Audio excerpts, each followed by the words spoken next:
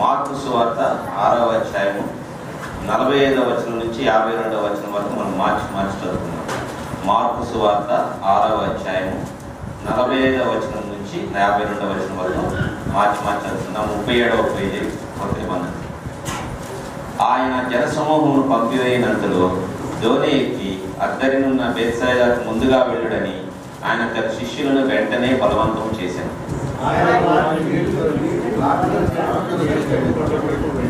సాయంకాలం అయినప్పుడు ఆ దోణి సముద్రం మధ్య ఉండేది. ఆయన ఒంటరిగా వెంట ఉండండి.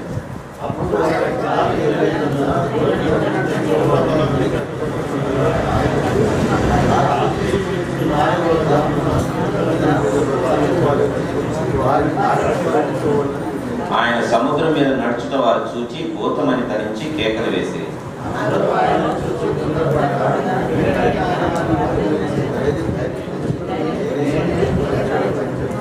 తరువాత ఆయన దోణి ఎక్కి వారి ఎద్దుకు వచ్చినప్పుడు గాలి అడిగాను. అందుకు వారు తమలో తాము మిక్కిలి విభ్రాంతి నొందిరి.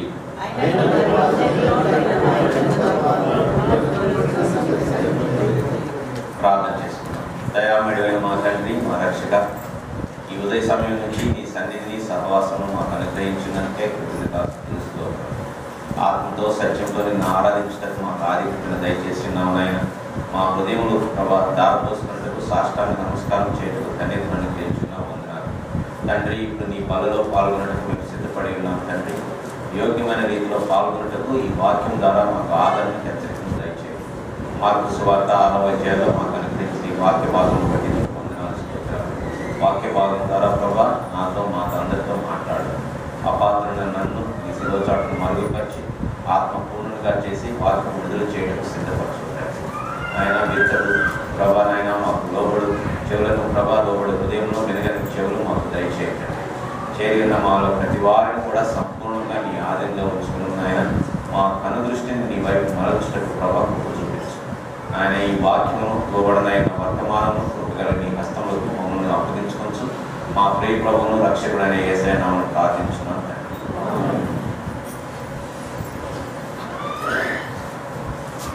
మీకు అందరికి కూడా తెలిసిన వాక్య భాగమే ఈ 6వ అధ్యాయము 45 నుంచి 52లో మనం ఒక ఉదంతాన్ని చూస్తున్నాం. ప్రభువు ఒక శిష్యుల్ని ఆ నావలో పంపించినప్పుడు తుఫాను రావటము, ఆయన నడవటం, వారి దగ్గరికి వచ్చినప్పుడు ఆ తుఫాను నిమ్మడపరచడం చూస్తూ ఉన్నాం. కానీ దీనికి ముందు మొట్టమొదటి వచనంలో ఏమనుందంటే, ఇక్కడ ఆయన జనసమూహం పంపేయనట్లో దోణి ఎక్కి అద్దరినున్న బేత్సాయిదాకు ముందు వెళ్ళుడని ఆయన తన శిష్యులను వెంటనే బలవంతం చేశారు. శిష్యుల్ని ఆయన పంపించడానికి కారణం ఏంటి? అందరూ కలిసి ఉన్నారు. ఆ నిర్మాణం దానికి ముందు రోజు కనుక మీరు ఆ వాక్య భాగాన్ని ముందు వచనాలు కనుక మీరు చూస్తే, ముందు వచనాల్లో ఏముంది? 5 రొట్టెలు ఆ 2 చేపల యొక్క అద్భుతాన్ని వారందరూ కూడా చూశారు. అందరూ సంతృప్తిగా భోజనం చేశారు. అందరూ బాగానే ఉన్నారు. కానీ ఇప్పుడు ప్రభు ఏమంటున్నాడంటే శిష్యుని ఇక్కడ నుంచి వెళ్ళిపోదాం, మనం వెళ్ళిపోండి, మీరు ముందు మీరు వెళ్ళిపోండి, నేను ఏకాంతంగా ప్రార్థన చేసుకోవాలని. కారణం ఏంటి ప్రభు వారిని అక్కడి నుంచి వెళ్ళిపోవడానికి? మీరు చూస్తే మొట్టమొదటి కారణం ఏంటంటే, ప్రజలు కానీ ఈ లోక ప్రజలు తాత్కాలికమైన సంతృప్తిని కలుగు చేసేదానికి ఏదైతే ఉంటుందో దాన్ని కనపరచడానికి ఇష్టపడతారు. యోహాను సువార్త 6వ అధ్యాయం 26వ వచనంలో చూడండి ఏం చేయనంటున్నారు ప్రజలు. యోహాను సువార్త 6వ అధ్యాయం 26వ వచనం. యేసు మీరు సూచనలను చూడటం వలన కాదు, కానీ రొట్టెలు భుజించి తృప్తి పొందటం వలననే నన్ను వెతుకుతున్నారని మీతో నిశ్చయంగా చెప్తున్నాను. ప్రియ స్నేహితులారా, ఈ దినం కూడా ఈ రొట్టెలకు మనకు జీవితంలో ఉన్న ప్రాముఖ్యత దేనికి ఉంటుంది? సాధారణంగా ఏంటంటే యేసు ప్రభు దగ్గర నుంచి మనం ఏదైనా మేలు పొందుతున్నాం, దేవుని యొక్క నుంచి మేలు పొందుతున్నాం, ఏదైనా చేస్తున్నాం ఏంటంటే మన కడుపుకు సంబంధించిన విషయము, మన శరీర సంతృప్తి కోసం విచారించిన విషయాల్లో మనకు సంతృప్తి కలిగినప్పుడే దేవుణ్ణి ఆరాధించడానికి కూడా మనం ప్రయత్నం చేస్తాం. ప్రభువు నా ప్రాధాన్యత ఇది కాదు, నా యొక్క స్వరూపంలోనికి మార్చుకున్నట్టు నేను ఇష్టపడుతున్నాను. అది వాళ్ళకి శిష్యులకి తెలియట్లేదు, జనం తెలియట్లేదు. జనం అంతా ఏమన్నారంటే, అబ్బాయి ఈయన దగ్గర ఉన్నట్లయితే, ఈయన రాజగానం చేసినట్లయితే కరువు కాటకాలు ఉండవు, తిండి తెప్పులకు ఏం బాధ ఉండదు, చక్కగా భోజనం చేయొచ్చు, అన్ని చేయొచ్చు అన్న ఉద్దేశం ఏం చేస్తున్నారంట, బలవంతంగా తీసుకెళ్ళి ఆయనను రాజుగా చేయాలని ఇష్టపడుతూ ఉన్నారంట.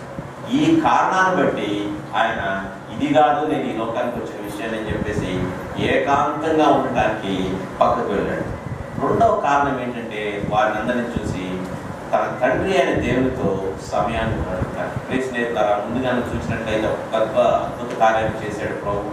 ఆ తర్వాత గొప్ప తన మహిమను బయలుపరుచుకున్నాడు. అక్కడ ఇంత చేసిన తర్వాత కూడా what he wants to do, ఇప్పుడు ఆయన ఏం చేయనంటున్నాడంటే అంటున్నాడు, నా తండ్రి అయిన దేవుని యొక్క వెళ్ళి నేను ఏకాంతంగా సమయం గడపాలి. మన జీవితంలో కూడా ఒక అద్భుతాన్ని చూసినప్పుడు, మన జీవితంలో ఒక మేలు జరిగినప్పుడు, ఒక కార్యాన్ని చూసినప్పుడు, సంఘంలో కూడా అద్భుతాలు జరిగినప్పుడు నెక్స్ట్ స్టెప్ తర్వాత భాగం ఏంటంటే ఏకాంతంగా మనం ప్రార్థన వెళ్ళడం.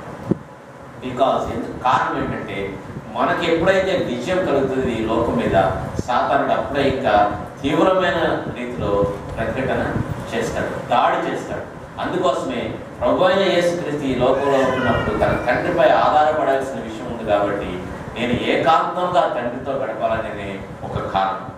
మూడవది చాలా ముఖ్యమైన కారణం ఏంటంటే తన శిష్యులకి ఎంత చూసినా కానీ అక్కడ ఏముందంటే వాడు హృదయ కాఠిన్యం చేసుకుని ఉంటున్నారట, సందేహాలతో అపనమ్మకంతో నింపబడుతున్నారట. ఎంత విచారకరమైన విషయం చూడండి. ఎన్నో అద్భుతాలు చూశారు, ఎంతో ఇది చేశారు, కానీ శిష్యులు అక్కడ ఉంటున్న వారు ఆయనతో తిరిగిన వారికి ఈయన ఇది చేస్తున్నాడంటే సందేహం, అది చేస్తున్నాడంటే సందేహం, ఏ విధమైన సందేహం. మన జీవితంలో కూడా ప్రార్థనకు జవాబు వచ్చినా ఏది జరిగినా కానీ ఆ సమయంలో మనకు కలిగిన క్రైసిస్ని బట్టి, మనకు కలిగిన సంక్లిష్ట పరిస్థితిని బట్టి మనం కూడా ఈ విధంగా మనం సందేహించే వారంగా ఉంటాం. ఆ శిష్యులు ఏ విధంగా ఉంటున్నారో దాని ప్రకారం మనం కూడా ఉంటాం. ఇటువంటి వారి నిమిత్తమై తన శిష్యుల నిమిత్తమై ప్రభువు ఏ రీతిగా అయితే కొండకు వెళ్ళి ప్రార్థన చేయడానికి ఈ శిష్యుల గురించి ప్రార్థన చేయాల్సిన అవసరం వచ్చిందని ఈ దినమందు కూడా ప్రియులారా తండ్రి మన పక్షమున విజ్ఞాపన చేసే దేవుడిగా ఉంటుంది. కానీ ఈ ఉదంతాన్ని అంతటి కనుక మనం చూస్తే ఆయన అక్కడికి వెళ్ళాడు, ఏకాంతంగా చేశాడు, శిష్యులనేమో అక్కడ సముద్రంలోనికి పంపించాడు, ధోరణిలో తుఫాను వచ్చింది. ఈ యొక్క చిత్రపటాన్ని బట్టి మనం ఏం చూడగలం? దీనివల్ల మనం నేర్చుకోవాల్సిన పాఠాలు ఏంటి? మనకి ఏం కనపడుతుంది ఇక్కడ అంటే, మనం కనుక జాగ్రత్తగా ఈ యొక్క వాక్య భాగాన్ని మనం ధ్యానించినట్లయితే 3 చిత్రపటాన్ని మనం చూడవచ్చు. సాధారణంగా ఈ వాక్య భాగాన్ని తీసుకునేటప్పుడు జీవిత నావ గురించి, జీవిత తుఫాను గురించి చాలా ఎక్కువ మంది వర్తమానాలు చేస్తారు. ఆ కోణంలో నేను ఈ దినమందు కొంత భాగాన్ని చెప్తున్నాను. కానీ సాధారణంగా ఏంటంటే భారం కలిగిన వారి విషయంలో దేవుడు ఎట్లుంటాడు, what is the portrait of the burden, ఆ యొక్క భారం కలిగిన వారి చిత్రం ఏ విధంగా ప్రభువు హ్యాండిల్ చేస్తున్నాడు, ఇక్కడ ఏ విధంగా వారి గురించి చెప్తున్నాడు. రెండవది ఏంటంటే సంఘం యొక్క చిత్రాన్ని కూడా ఈ ఉదంతంలో మనం చూడొచ్చు. ది బ్రైడ్, దేవుని యొక్క పెండ్లి కుమార్తె ఆయన ఏ విధంగా చూస్తున్నాడు, ఏ విధంగా తన విషయంలో నడిపిస్తున్నాడు అనేది చూడొచ్చు. మూడవది శిష్యులు కూడా ఇక్కడ చూస్తాము, అన్ని చూసి కూడా ఏ విధంగా ఉంటున్నారు, గుడ్డివారుగా ఉంటున్నారు. The blind, we see 3 pictures here. ఈ ఉదంతంలో 3 చిత్రాన్ని మనం చూడొచ్చు. భారం కలిగిన వారిని, సమస్యలో ఉన్న వారిని మనం చూస్తూ ఉంటాం. పెండ్లి కుమార్తె సంఘము యొక్క పరిస్థితిని మనం చూడొచ్చు. గుడ్డివారు అనే అపనమ్మకంతో, అపవిశ్వాసంతో ఉన్నటువంటి శిష్యుల యొక్క విషయం కూడా చూడొచ్చు. మొట్టమొదటిగా భారం కలిగిన వారి విషయాన్ని మనం చూద్దామండి. ఎట్లుంటున్నారు వారి చిత్రము? ప్రియ స్నేహితులారా, ప్రతి జీవి కూడా, మానవుడిగా పుట్టిన ప్రతి వానికి కూడా సమస్యలని రాకుండా ఉండవండి. అందుకోసమే యోబు గ్రంథం 14వ అధ్యాయం 1వ వచనంలో ఏమంటున్నాడు చూడండి, man that is Born of a woman is full of troubles. చూడండి అక్కడ 14వ అధ్యాయం,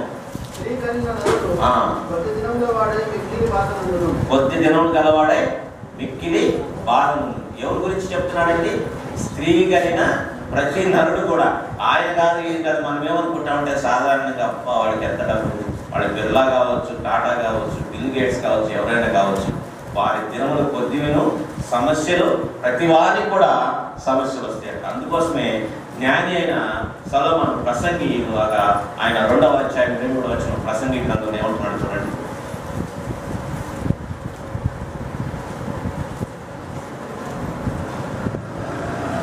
వారి దినములన్నీ శ్రమకరములు, వారి పాటలు వారి పాటలు వారి వ్యసనకరములు. ఇంకా తర్వాత రాత్రి ఎందైనను వారి మనసులకు నెమ్మది కలగదు, అదినో వ్యర్థమే. స్నేహితులారా, ఈ ఉదయ సమయం ఇక్కడ ఉంటున్న వారిలో మనలో కూడా శ్రమకరమైన దినములైన నాకు కనుచుండేది, నా పాటలు ఈ విధంగా ఉన్నాయి, రాత్రి అంతా కూడా నాకు ఈ తలంపులు వస్తున్నాయని భారం కలిగిన వాడుగా ఉంటున్నావా? ఈ విషయమై దేవుడు మనతో ఏం చెప్తున్నాడో ఈ యొక్క ఉదంతం ద్వారా మనం చూద్దామండి. మొట్టమొదటిగా మనం చూడాల్సింది ఏంటంటే, ఇక్కడ ఆ యొక్క 45వ వచనంలో ఏముందంటే, ఆయన జన సమూహమును పంపివేయినంతలో దోణి అదిరేకి బేత్సాయిదాకు ముందుగా వెళ్ళడని ఆయన తన శిష్యులను వెంటనే బలవంతము చేశాను. ఆశ్చర్యకరమైన విషయం కదంటే, హౌ హీ సా దెమ్, ఏ విధంగా ఆయన చూస్తూ ఉన్నాడో చూడండి. మనకి నేను ఇది చదివి ఇది ధ్యానిస్తున్నప్పుడు నాకు ఇది చూశాను. ఏం చేస్తా ఉన్నాడంట? బలవంతం చేశాడంట. ఇంగ్లీష్లో ఈ కన్స్ట్రెయిన్ దెమ్ అన్నది. ఎక్కడికి ఆయనకి తెలుసా, ముందు సర్వజ్ఞుడు అయిన దేవుడు కదా, ఇందాక మనం చూసుకున్నాం కదా, వీళ్ళు అక్కడికి వెళ్తారు, తుఫాన్ వస్తుంది, వీళ్ళు కష్టాలు పడతారు, ఆ యొక్క గాలికి ఎదురుగా ఆ యొక్క పడవని తిప్పుకోవాల్సిన పరిస్థితి వస్తుందని తెలుసా లేదా? తెలిసి ఏం చేస్తున్నాడంటే దేవుడు బలవంతం చేస్తున్నాడంట. పొండి మీకు అక్కడ శ్రమ కలుగుతాయని చెప్పేసి. ప్రియ స్నేహితులారా, మనము ఒక విషయాన్ని ఎప్పుడు కూడా జ్ఞాపకం చేసుకోవాలి. ఏంటంటే, మనకు కలిగే ప్రతి పరిస్థితి కూడా దేవుని ఆధీనంలో ఉన్నది. ఆయనే దానికి అనుమతి కలుగు చేశాడు. Behind every crisis in your life, behind every burden in your life, behind every problem in your life, you should remember, నీవు దేవుని బిడ్డవైతే దేవుడు దాన్ని వెనుక ఉన్నాడన్న విషయాన్ని మనం గ్రహించాలి. ఇది దేవుడు అనుమతించి ఉన్నాడు. దీనిని బట్టి నేను ఏమి నేర్చుకోవాలి? God what do you want me to learn? ఎదురైతే ఇదాల్సి వస్తుంది ప్రభా, అంతయు కూడా యాకోబు ఏమంటాడు, ఇవన్నీ నాకు ప్రతికూలముగానే కనపడుతుంది అంటున్నాడు. యోసేపును చూడండి, ఆయన దేవుని చేత ఏర్పరచబడినాడని కలగన్నాడు. తర్వాత మంచి దుస్తులు వేసుకున్నాడు. ఆ యొక్క రోబు ఆ తండ్రి ఇచ్చినటువంటి దుస్తులు వేసుకున్నాడు. వెంటనే ఏం కలిగింది? అన్నదమ్ములు కలిసి చంపేసినంత పని చేసేశారు. ఆ యొక్క బానిసగా ఏర్పరచబడ్డాడు, చెరసాలలో ఉంచబడ్డాడు. ఇవన్నీ కూడా దేవుడు అనుమతి ఇవ్వబట్టే జరిగింది. నీ జీవితంలో కూడా ఈరోజు జరిగినట్టు చూసినట్లయితే జ్ఞాపకం చేసుకోండి, దేవుడు బలవంతం చేయించున్నాడేమో ఆయనని ఇంకా సన్నిహితంగా తీసుకుంటాడు. ఈ సేగియర్ ఆయన వారిని సముద్రంలోకి వారికి అద్దరికి వెళ్ళటకు బలవంతం చేసినాడు. కానీ ఇక్కడ మనం చూడాల్సింది ఏంటంటే, మొట్టమొదటిగా అక్కడ ఆయన వాళ్ళని పంపించాడు, కానీ లుక్ అట్ హిస్ ఇంట్రెస్ట్, ఆయన వారి ఎడల ఆసక్తి కలిగిన దేవుడిగా ఉంటున్నాడు. నీ సమస్యల గురించి కూడా, నీ ఆరోగ్యం గురించి కూడా, నీ యొక్క ఆ యొక్క నీ వెళ్ళుచున్నటువంటి క్లిష్ట పరిస్థితులు కూడా దేవుడు నీ ఎడల ఆసక్తి కలిగి ఉంటున్నాడు. He has interest in your problems. ఆ యొక్క 1 పేతురు 5:7 ఏమంటున్నాడు? మీ చింత యావత్తును ఆయనపై వెలువడి, ఎందుకనగా ఆయన మీ ఎడల చింత కలిగి ఉంటున్నాడు. ఇంకొకటి ఏంటంటే, మన యొక్క సమస్యలో సహానుభవం గలవాడుగా ఆయన ఉంటున్నాడట. హెబ్రీయులకు రాసిన పత్రిక 4వ అధ్యాయం 15వ వచనం చూడండి.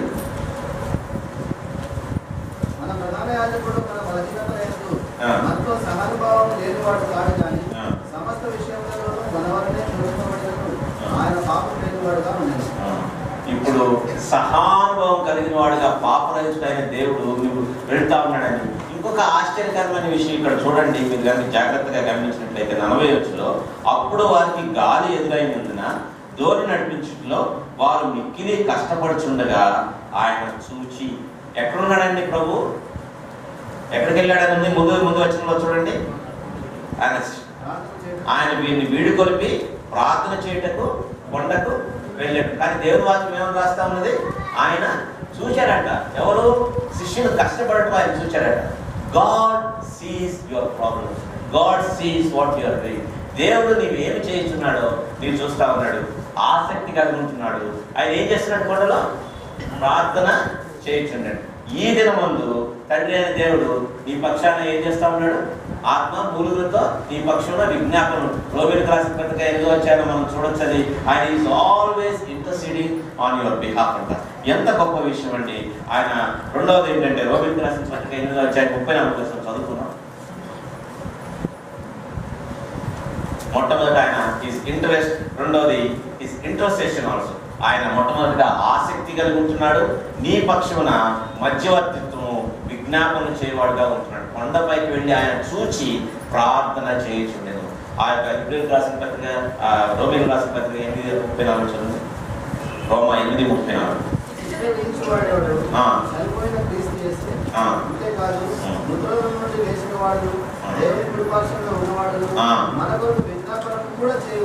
మన కొరకు విజ్ఞాపనలు కూడా చేయవాడు ఎవరు? ఆయనే. ఏం చేస్తా ఉన్నాడు ఇక్కడ ప్రభు? ఆయన వారిని చూచి కొండపై ఏకాంతంగా ప్రార్థన చేయించున్నాడు. ఈ దినం ముందు తండ్రి కుడిపాసను కూర్చొని మనపై విజ్ఞాపనలు చేయించున్నాడు. ఇబ్రాయిలకు రాసిన పత్రిక ఆ యొక్క 4:13 కూడా చూడండి. 7:20 చూద్దామండి. 7:20.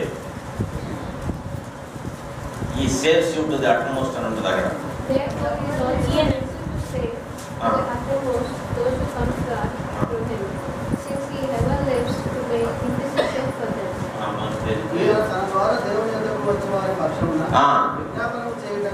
దేవుని యొక్క వచ్చి వారి పక్షమున విజ్ఞాపన చేయటం. నీవు కనుక ఆయన దగ్గరికి వెళ్ళినట్లయితే సాధారణంగా మనకి ఈ లోక రీతిలో మనం ఆలోచించుకోవాలంటే ఒక మంత్రి దగ్గరికి వెళ్ళాలనుకోండి, ముఖ్యమంత్రి దగ్గరికి వెళ్ళాలనుకోండి, ఏం చేస్తామండి?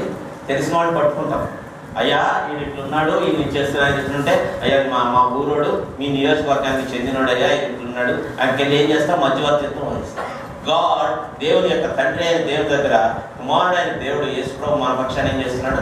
ఇదిగో నా రక్తం చేత కడగబడిన నా బిడ్డ, నా యొక్క సహోదరుడిగా ఆయన వచ్చుచున్నాడు, నీ దగ్గరకు వచ్చున్నాడు. ఈయన పక్షంలో నేను విజ్ఞాపన చేస్తున్నాను. ఆయన తండ్రి అయిన దేవుడు నీ సమస్య ఏదైనా ఉంటే ఆయన యొద్దకు వచ్చు వారి పక్షమున ఆయన విజ్ఞాపన చేస్తున్నాడు. ఆ తర్వాత ఏముంది? ఈ saves you to the utmost. అంతం వరకు సంపూర్ణముగా రక్షించినట్ట. నీవు ఏ సమస్యలో ఉన్నా కానీ ఆయన యొద్దకు నీవు వచ్చిన నీ పక్షాన్ని విజ్ఞాపన చేయటకు, నిన్ను రక్షించటకు సిద్ధపడిన వాడు ఉంటున్నాడు. మొట్టమొదటిగా ఆయన చూచినప్పుడు ఆయన నీ ఎడల చింత కలిగిన వాడు, ఆసక్తి కలిగిన ఉంటున్నాడు. రక్షించు ఆయన తర్వాత నీ పక్షాన విజ్ఞాపన చేయవాడుగా ఉంటున్నాడు. తర్వాత ప్రభు ఏం చేశాడు? How he saved them. మొట్టమొదటిగా హౌ హీ సా దెమ్ మనం చూసాము. ఏ విధంగా వారిని రక్షించుకున్నా కూడా చూద్దామండి. మొట్టమొదటి 48వ వచనం చూద్దాము. అప్పుడు వారికి గాలి ఎదురైనందున, 6వ అధ్యాయం మార్కు సువార్త 48వ వచనం.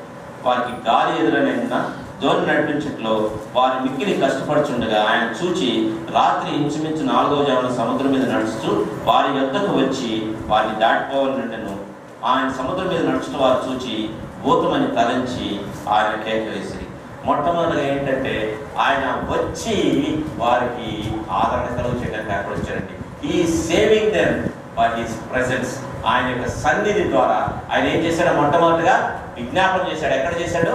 కొండ మీద చేశాడు. ఇప్పుడు వీళ్ళు ఏం చేస్తున్నారు? పడవ గాలి ఎక్కువగా పడుతుంది, ఎదురుగా పడవని ఆ యొక్క వాళ్ళు rowing the boat against the wind అనమాట. ఆ యొక్క నావను ఎదురుగా పోనివ్వాలని చూస్తున్నారు. అక్కడ తెలుగులో ఏమంటే మిక్కిలి కష్టపడేది. ఎంతో కష్టాలు ఉన్నారు. నీ జీవిత నావలో కూడా నీవు వెళుచున్నప్పుడు కుటుంబంలో ఎదురే తీరుతున్నామేమో మనకు తెలియదు. కానీ ప్రభు అంటున్నాడు, నువ్వు భయపడకము, నేను నా సన్నిధిని నీకు దయచేయను. ఇబ్రాయిలకు రాసిన పత్రిక 13వ అధ్యాయం 5వ వచనం చూడండి.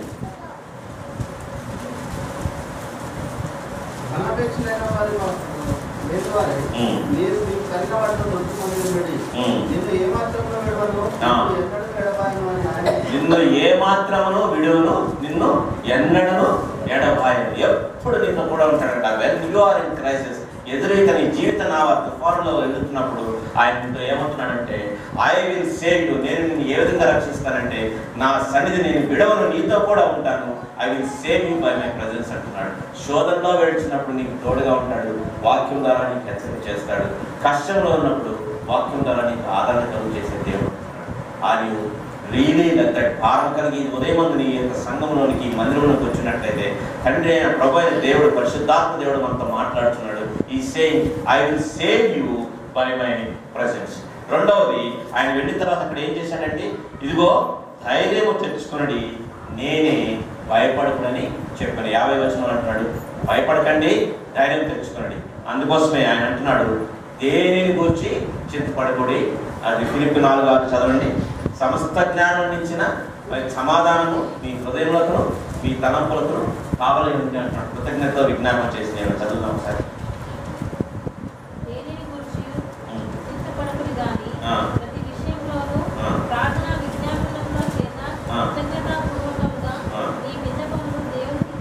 మీ విన్నపములు దేవునికి తెలియజేయండి, అప్పుడు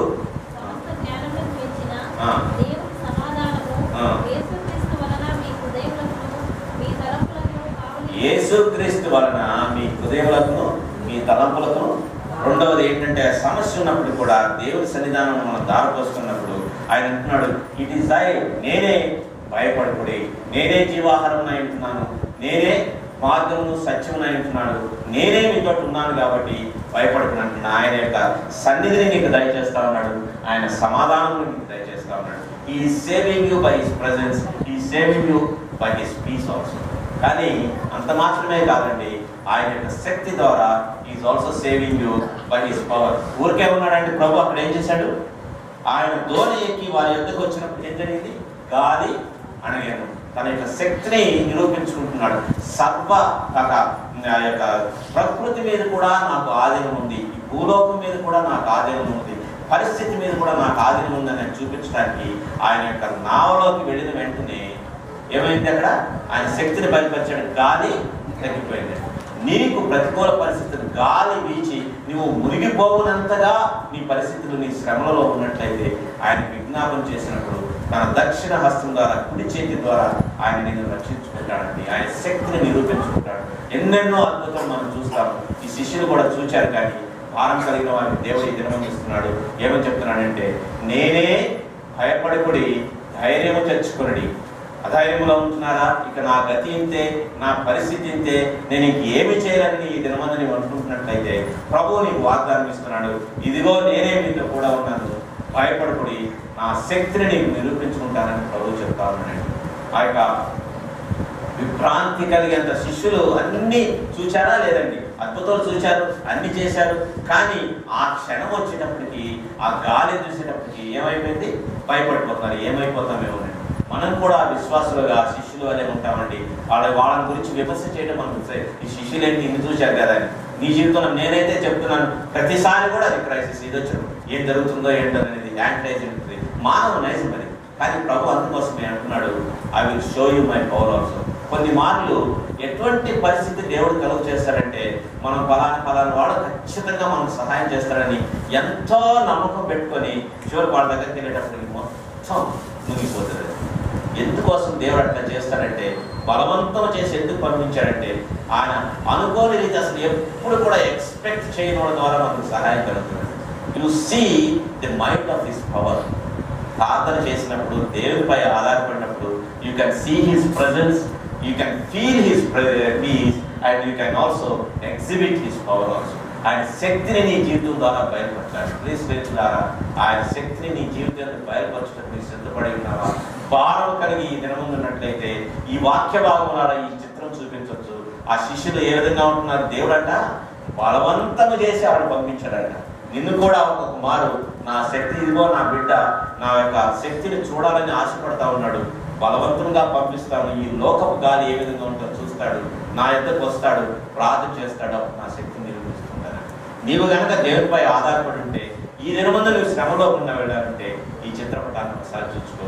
దేవుడు నీకు వాగ్దానం ఇస్తున్నాడు, నేను నిన్ను విడువను, ఎడబాయను, అంతం వరకు నిన్ను రక్షించుకుంటాను, నీ శ్రమతో నేను సహానుభవం కలవాడిని, నీ పక్షాన నేను విజ్ఞాపన చేస్తా ఉన్నాను, నా శక్తిని నీ జీవితంలో నిరూపించుకుంటానని. యెషయా గ్రంథం 49వ అధ్యాయం 29-30 చూడండి. ఐజయా 40:29-30.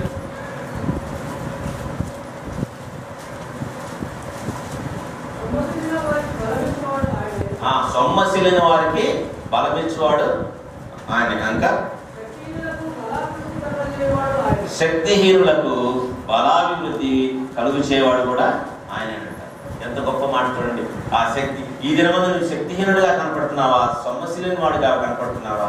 దేవుడు అంటున్నాడు, ఆ యొక్క ప్రవక్త పరిశుద్ధాత్మ దేవుడు ఏం చెప్తున్నాడంటే బలాభివృద్ధి కలుగు చేయవాడు ఆయన. యెషయా గ్రంథము 45:7 కూడా చూడండి.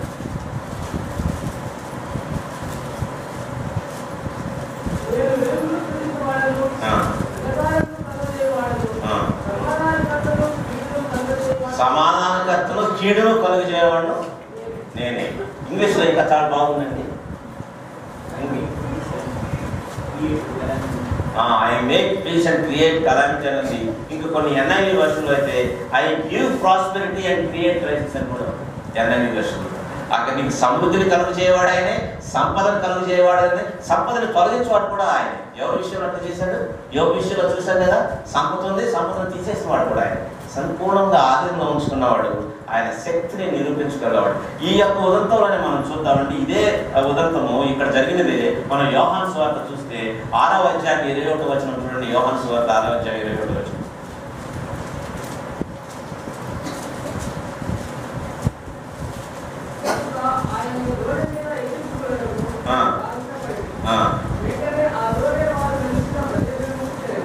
దోణి మీద ఎక్కించుకుంటకు వారు ఇష్టపడి వెంటనే ఆ దోణి వారు వెళ్ళుచున్న ప్రదేశములకు చేరడు. నీ జీవిత నావలో ప్రభువును నీవు ఎక్కించుకొని, ప్రభా నీవే, ఇక నాకెవరు లేరయ్యా, నీవే ఆధారపడినప్పుడు ఏం జరిగిందండి? వెంటనే అప్పుడు దాకా ఏం చేస్తున్నారు? కష్టపడి ఆ యొక్క పడవ నడుపుతా ఉన్నారు, ఎదురే తిరుగుతున్నారు. ముందుకెళ్తే ఒక పడవ కూడా ముందుకెళ్తే వెనక్కే వస్తా ఉంది. ఇప్పుడు ఆయన ఎక్కిన వెంటనే ఏమైందంట? ఆ మాట కూడా చూడండి. వెంటనే దోణి ఏమైంది?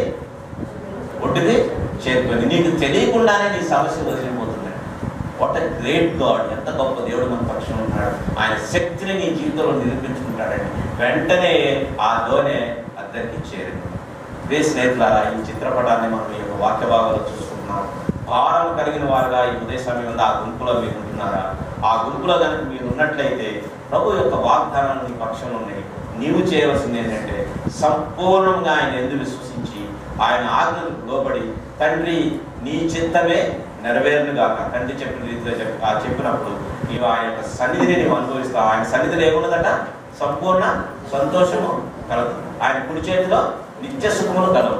ఆయన యొక్క సమాధానం చూస్తే ఎటువంటి సమాధానం? సమస్త జ్ఞానమును మించిన దేవుని సమాధానం చూస్తారు.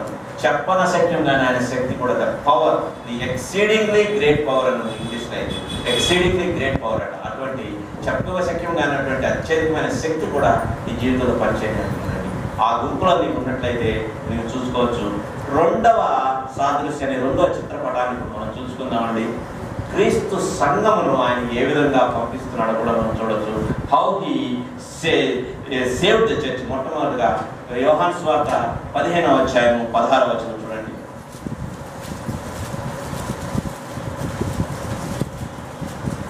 మీరు నన్ను ఏర్పరచుకున్నారు, మీరు నా పేరును తండ్రిని ఏమి అడుగుతారో అది ఆయన మీకు అనుగ్రహించినట్లు, మీరు వెళ్ళి ఫలించినట్లు, మీ బలం మీరు తెచ్చినట్లు ఏర్పరచుకున్నారు. మీరు నన్ను ఏర్పరచుకోలేదు. స్నేహితులారా, ఒక విషయం, ది డాక్ట్రిన్ ఆఫ్ ఎలక్షన్ అంటే దీన్ని మీరు చాలా జాగ్రత్తగా దీన్ని చూసుకోవాలి. నీవు గొప్పవాడివనో, నీలో యోగ్యత ఏదైనా ఉండదనో, నీవు ఇంత చేస్తా ఉన్నావు, పలానా ఆయన బ్యాంకులో పనిచేస్తా ఉన్నాడు, అందుకోసమని దేవుడు నన్ను రక్షించుకోలేదండి. ఆయన నన్ను ఏర్పరచుకొని ఉన్నాడు కాబట్టి దేవుడు నన్ను రక్షించుకున్నాడు. ఆ విషయాన్ని ఎవ్రీ సెకండ్, ప్రతి క్షణం కూడా కృతజ్ఞత కలుగుతారు. అయ్యా, నేను ఎటువంటి పనికి మానవాడిని అయినా కూడా నేను సంఘమును ప్రేమించి ఆయన సంఘమును ఏర్పరచుకొని ఉన్నాడు. He saving the, he has saved the church because he lived the church. నీవు ఇంకనూ బలహీనుడు అయిన కానీ, నీవు ఇంకనూ పాపులు అయిన కానీ ఆయన నిన్ను రక్షించుకున్నాడు. అది జ్ఞాపకం మనకి. ఈ సెట్టింగ్ ద చర్చ్ బలవంతం చేసి సంఘం ఆయన ఏం చేస్తున్నాడు? శిష్యులను రక్షించడానికి సిద్ధపడ్డాడు. ఆయన saved the church by his mighty power. ఆ యొక్క దానికి జ్ఞాపకం ఉందా? నిన్ను రక్షించుకున్నాడన్న విషయం నీ జీవితంలో నీకు జ్ఞాపకం ఉందా? నువ్వు చేసిన కార్యాలు కాదు కానీ నిన్ను ఏర్పరచుకొని ఉన్నాడు. నువ్వు చూడకముందే అక్కడ నీ చెట్టు కింద ఉన్నప్పుడే నీకు నేను నిన్ను చూచాను, నువ్వు పనికి మానేవాడుగా తిరుగుతున్నప్పుడు కూడా చూచాను, స్వనీతి పరుడుగా ఉంటున్నప్పుడు, అహంకారంగా ఉంటున్నప్పుడు నిన్ను చూచాను. నిన్ను ఏర్పరచుకొని ఉన్నాను, నీ హృదయంలో నా వాక్యం ద్వారా శుద్ధి చేసి నిన్ను పశ్చాత్తాపంతో నా ఎదురు తీసుకుని వచ్చున్నాను, నిన్ను ఆయన సేవ్ అంటున్నాడు. రెండవది ఏంటంటే, ఇది చాలా ముఖ్యము, how he sends the bride. ఆ యొక్క సంఘమును ఏ విధంగా చేశాడు, ఆ శిష్యుని ఏం చేశాడట, బలవంతంగా ఆ యొక్క నావలు కట్టాలి, అద్దరి వైపు కట్టాలి. ఈ లోకంలో మనం ఏ విధంగా ఉంటున్నామండి, పేతురు అంటున్నాడు, మనము పరదేశముగాను యాత్రికులుగాను ఉంటున్నాం. వేరన పిల్గ్రిమేజ్, యాత్రికులుగా ఉంటున్నాం. మొట్టమొదటి కండిషన్ ఏంటంటే, you have to go against the tide of this world. ఈ లోకపు పోకడకు వ్యతిరేకంగా ఖచ్చితంగా నీవు వెళ్ళాల్సిందే. గాలి పడతా ఉంటుంది, కానీ నావేం చేయాలి, దానికి ఎదురుగా మనం వెళ్ళాలి. సంఘముగా క్రీస్తు ప్రేమించిన వాడిగా, సంఘ ప్రియునిగా, క్రీస్తు దేహమను ఆ అవయముగా ఉంటున్న నీవు ఈ ఖచ్చితంగా ఈ లోకంలో ఎదురీత ఇదాల్సి వచ్చింది. పాస్టర్ సంజీవులు చనిపోయినప్పుడు మనం అందరం దుఃఖపడ్డాము, కానీ దేవుడు ఏం చేశాడు, బలవంతముగా ఆయన ఈ లోకంలోనికి పంపించాడు. కొన్ని మార్లు నీవు హతసాక్షిగా కూడా చేయబడవచ్చాడు. There is a possibility that you may be a martyr in this world. లోకంలో హతసాక్షిగా చేయబడచ్చు, కానీ ప్రభు అంటున్నాడు, నేను పంపిస్తున్నాను, ఈ లోకంతో సంపూర్తిగా నీవు ప్రత్యేకించబడాలి. You should be separated from this world and you should be where you should be, the ark, that is Jesus Christ. క్రీస్తు అనే నావలో నీవు ఉండాలి.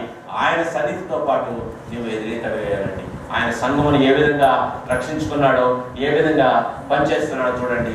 ఆయన అంత మాత్రం నావలో పంపించేసి ఆయన మనం సాధారణ చెప్తుందా చెప్పాడండి, వేసాడు, వదిలేశాడు, అది చేశాడు, నీ తావు నీవు చావు అంటారు తెలుగులో అయితే. కానీ ప్రభు అట్లా ఎప్పుడు వదిలిపెట్టలేదండి. He sustains the church also. He saved the church. He is sending the church into this world. సంఘంలోనికి లోకం పంపిస్తున్నాడు.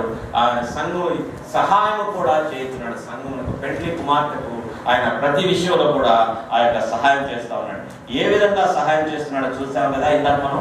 ఏ విధంగా చేస్తున్నాడు, బై హిస్ ప్రేయర్స్. ఆయన ప్రార్థన ద్వారా అనుక్షణము సంఘమును గురించి తండ్రి అయిన దేవుడి కృపాసనం కూర్చొని he sustaining the church by his prayers. రెండవది, ఆయన సన్నిధి ఇక్కడ ఉన్నది. టుడే బై ది టేబుల్, ఆ బల్ల మన మధ్య ఉంచిన ద్వారా దానికి ఏ సాదృశ్యం అంటే ప్రభువు మన మధ్యన ఉన్నాడనే బై హిస్ ప్రెజెన్స్ ఆల్సో. మత్తయి సువార్త 18వ అధ్యాయం 20లో ఏముంది, ఇది అందరికీ తెలిసిన వాక్య భాగం, చూడడం అవసరం లేదు. ఎక్కడ, నా నామమును చేరుదురో ఇద్దరు ముగ్గురు నా నామమున ఎక్కడ కూడుచుందురో అక్కడ నేను వారి మధ్యలో నిలిచెదను. అక్కడ నేను వారి మధ్య ఉంటాను. ఈ సేమ్ ప్రతి క్షణము సంగమా మీ మధ్య నేనున్నాను. I will save you, I will sustain you. మీకు ప్రోత్సాహం కలుగు చేస్తాను. ఇక్కడ ఏమంటున్నాడు, it is I, be not afraid. నేను మీ మధ్య ఉన్నాను. ఆ శిష్యులతో అక్కడ ఏమంటున్నాడు ఆయన, నేను మీ మధ్య ఉన్నాను, మీరు భయపడకూడదు. ఈ దినమందు ఆయన చనిపోయాడని చెప్పేసి ఆ యొక్క సంఘంలో నాయకత్వం మాకు అలా జరుగుతుంది, ఇలా జరుగుతుంది అంటున్నారు. కానీ I don't know how many of the churches really prayed and sought encouragement from the Lord. ప్రభు దగ్గర నుంచి ఎన్ని సంఘములు ఆదరణ పొందారు. ఎందుకంటే ప్రభు వాగ్దానం ఉంది మనకి, సంజీవులు చనిపోయాడు, ఓ సంఘమా నేను మీ మధ్య ఉన్నాను, భయపడకూడదు. It is I, be not afraid. సమాధానం నేను మీకు దయచేస్తాను, నిబ్బరమైన మనసును మీకు కలుగు చేస్తాను అంటున్నాడు. తిమోతిలో అంటున్నాడు, తిరిగి మనస్తత్వం మనకు దయచేయలేదు. I have given you spirit of boldness అంటాడు. బలమైనటువంటి ఆత్మను మీకు ఇస్తాను, మీరు ఎదురైతే ఎదురుతానికి మీకు శక్తిని దయచేస్తాను, మీకు ఆ శక్తిని కూడా ఇస్తాను అంటున్నాడు. ఆయన ప్రార్థన ద్వారా మనకు అవి విజ్ఞాపన చేయొచ్చు, మధ్యవర్తిగా ఉంటున్నాడు. ఆయన సన్నిధి ద్వారా సమాధానం కలుగు చేస్తున్నాడు. ఇందాక మనం చూసుకున్నాం కదా, ఆయన శక్తి ద్వారా అద్దరికి మనం చేస్తున్నాడు. ఈ లోకంలో మనం అద్దరికి చేరాలంటే ఎక్కడ చేరాలండి, పరలోకము నా దేశం అని పాడుకుంటాం కదా. Our ultimate goal is to be with him. మన గమ్యం ఏంటంటే పరవాసులుగా ఈ లోకంలో ఉంటున్నాము, మన గురి ఆయనే. ఆయన అంటున్నాడు, చివరికి నేను మిమ్మల్ని తీసుకొని వెళ్తాను. I will carry the church అండి, సంఘము తీసుకొని వెళ్తారని. ప్రియ స్నేహితులారా, ఆయన ఇంకా ఏంటంటే సంఘమును పిలిచాడు. He calls the church, he cares for the church and he carries the church. అంచె దినమందు సంఘమును పెళ్లి కుమార్తెగా చేసుకొని తను పెళ్లి చేసుకుని అంటున్నాడు. ప్రియ స్నేహితులారా, అటువంటి సంఘంలో, క్రీస్తు ఏర్పరచబడిన సంఘంలో నీవు సభ్యులుగా ఉంటున్నావు, భారం కలిగి నీవు ఉంటున్నావు. దేవుని వాగ్దానం ఉన్నాయి, కానీ దానికంటే ముఖ్యము, are you part of the church his bride? క్రీస్తనడి ఆ యొక్క సంఘం అనేది పెండ్లి కుమార్తెలో నీవు పాలువానిగా భాగస్తునిగా ఉంటున్నావా? క్రీస్తు దేహంలో అవయవంగా ఉంటున్నావా? ఆ యొక్క నావలో నువ్వు ఉంటున్నావా? ఆయన యొక్క సన్నిధి నీకున్నదా? నిన్ను పంపించనని అంటున్నాడు. ఆయన అంటున్నాడు, నేను రక్షించుకుని ఉన్నాను, ఈ లోకంలో తోడేళ్ల మధ్యకి నేను నిన్ను పంపిస్తున్నాను. ఆయనను it is I, be not afraid అంటున్నాడు. భయపడకుడి, నేను మీతో ఉంటున్నాను, మిమ్మల్ని భుజాల మీద మోస్తున్నాను. ఒక దినాన ఈ సంఘం అంతటిని కూడా నేను ఎత్తబడే వారి గుంపులో చూసుకొని అక్కడ నా మహిమలో మీరు ఉండనని అంటున్నారన్న వాగ్దానం చేస్తున్నాడు. ఆయన వచ్చిన వెంటనే రెండో రాకడానికి తిరిగి వచ్చినట్టే ఇక్కడ ఏమనుంది?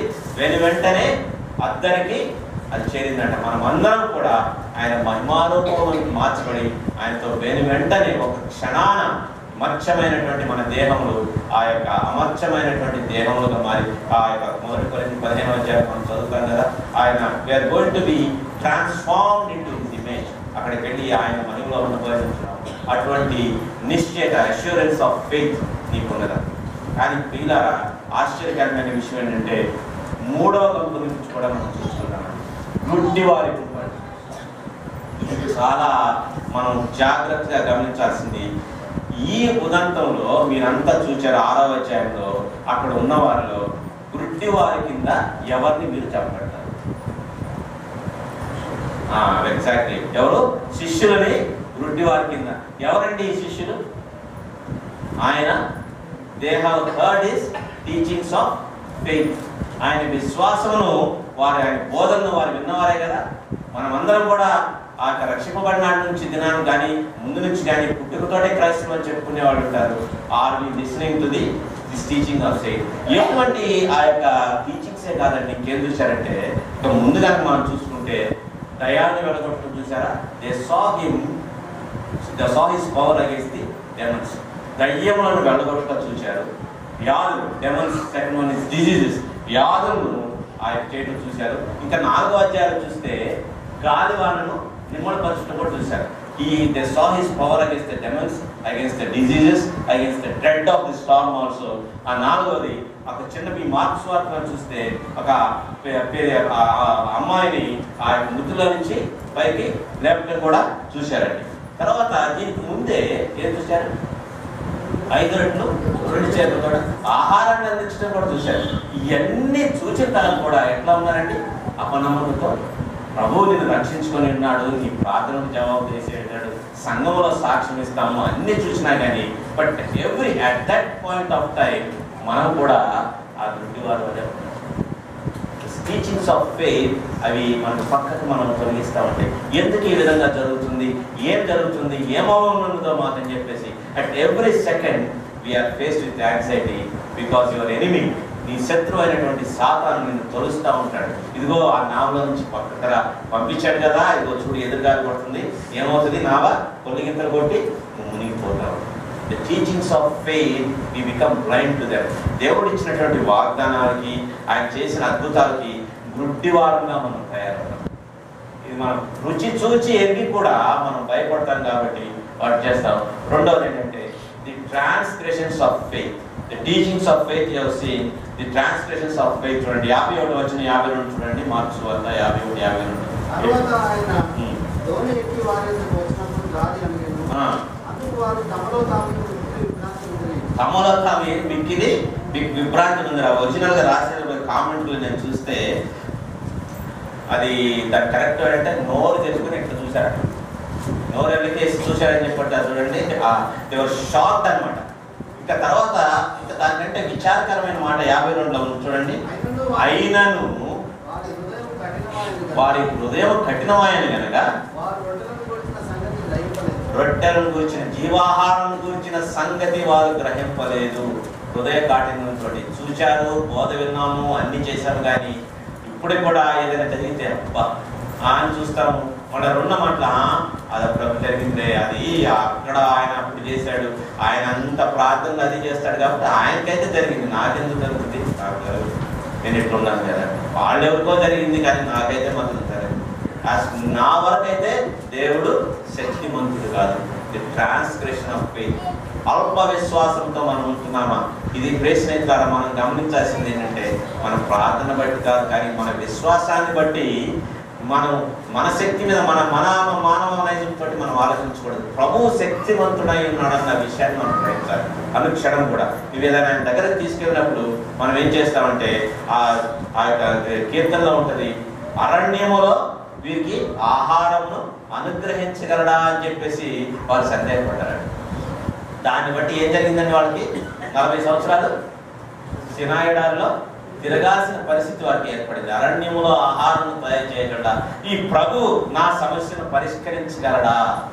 ఇంత వింటున్నాం కదా, సహోదరుడు చెప్పాడు, ఇప్పుడు ఇంతసేపు బాగానే ఉంది, బయటికి వెళ్ళిన వెంటనే వచ్చేస్తుంది డౌట్. అది ఆయన చెప్పాడు, అది బాగానే ఉంది, కానీ ఈ సమస్యను అయితే మాత్రం పరిష్కరించలేడండి, ఇది వేరే విషయం, ఇది చేయగలిగింది కాదు, ఇది ఆయన చేతిలో కూడా లేదు ఇది అని చెప్పుకునే పరిస్థితి మనకు ఉంటుంది. అటువంటి పరిస్థితిలో గుడ్డివారంగా మనం ఉంటున్నామా? Did you get the teaching of faith? బెరాకా సంఘం నుంచి ఎన్ని దినాల నుంచి మనం వస్తున్నామో, మనం ఎవరెవరికి ఎంత సీనియర్ నాకు తెలియదు ప్రియులారా, కానీ ఎంత కాలం నుంచి మనం బోధ వింటున్నాము? బోధన మన జీవితాలకు మనం అన్వయించుకున్నామా? దేవుని వాక్యములకు లోబడి సంపూర్ణంగా ఆయన ఎందుకు విశ్వాసం ఉంచుతున్నామా? ఆయన అద్భుతములు చేయ దేవుడని, శక్తిహీనులను బలవంతులుగా చేయ దేవుడని, కృంగిన వారిని